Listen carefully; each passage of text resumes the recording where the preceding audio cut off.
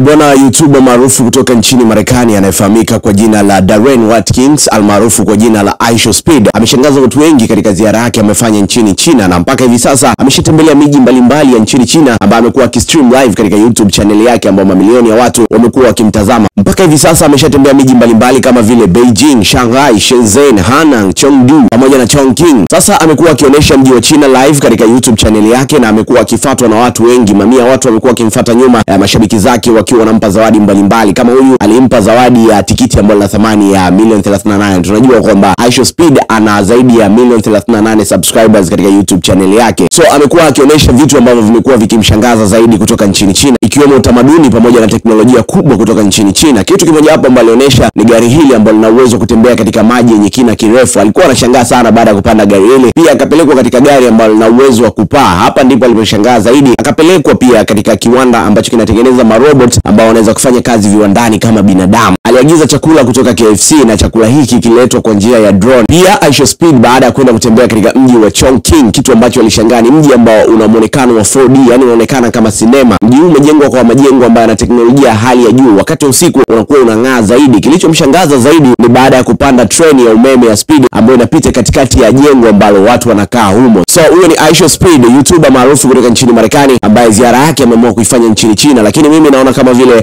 ni maonesho ya bidhaa mbalimbali na maonesho ya teknolojia kutoka nchini China pamoja na utalii. Niambie hapo kwenye comment section yapi ni maoni yako kuhusu swala hili. Usahau kunifollow, like na share video yetu, comment zaidi.